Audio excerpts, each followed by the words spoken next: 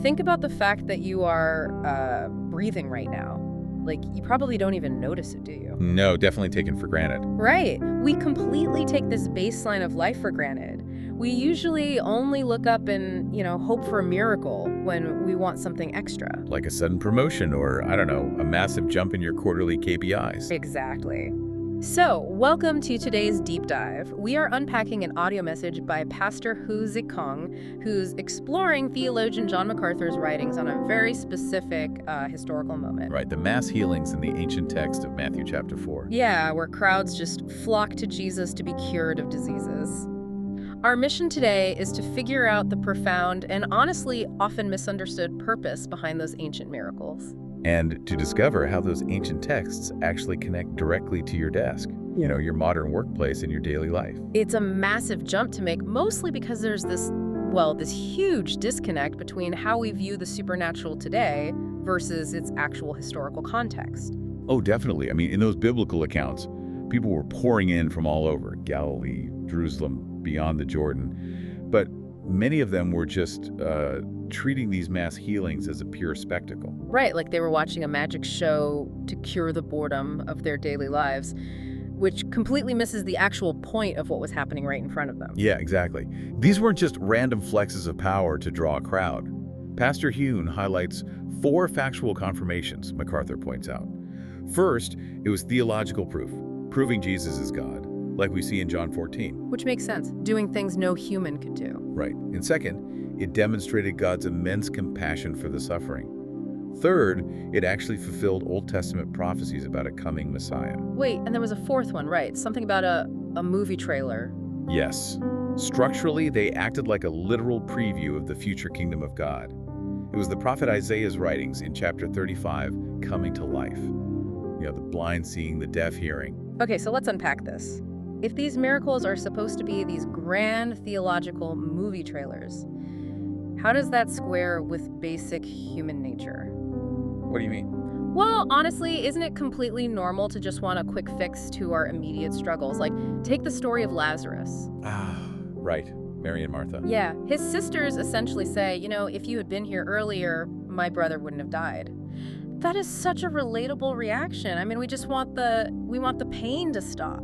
It is a totally natural reaction. Mm-hmm. But there's a critical tension here in how we view faith. We frequently use prayer to demand that our problems be fixed our way. We just want the obstacle removed completely. Exactly. But with Lazarus, Jesus didn't just show up to prevent a death. He allowed it to happen to demonstrate resurrection, offering an entirely new kind of life. Oh, wow. So it wasn't about the quick fix at all. No, not at all. And what's crucial to understand is the sheer scale of the fallout here. Mm-hmm. These miracles caused severe division. Right. It didn't just bring peace and happiness to everyone. Far from it. I mean, for some, it brought deep belief. But for the religious leaders of the time, this volume of miracles sparked violent jealousy.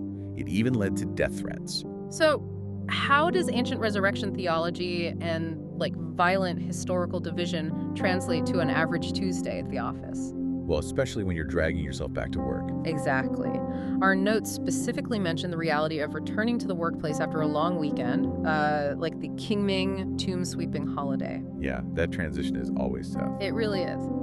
So are we supposed to view a sudden spike in our KPIs or a surprise salary bump as our own personal miracles? Well, that is exactly the mindset Pastor Hugh's message pushes back against.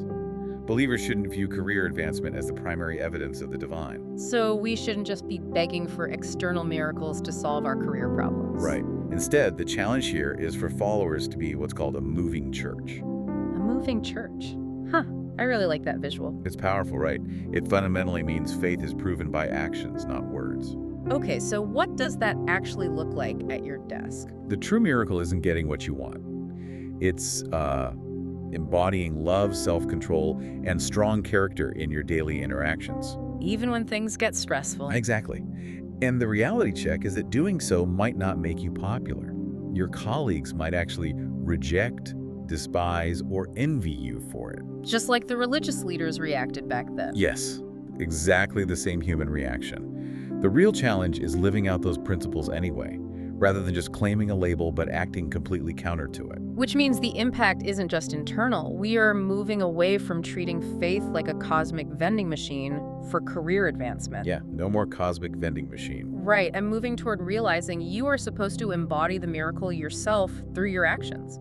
If you're acting as that moving church, it fundamentally changes the air in your office. It changes the environment completely. Which brings us right back to you sitting at your desk, breathing that air you take for granted. Such a good point. So here's a thought to leave you with. If ancient miracles were meant to be previews of a divine kingdom, what kind of kingdom do your daily reactions to workplace stress preview to the person's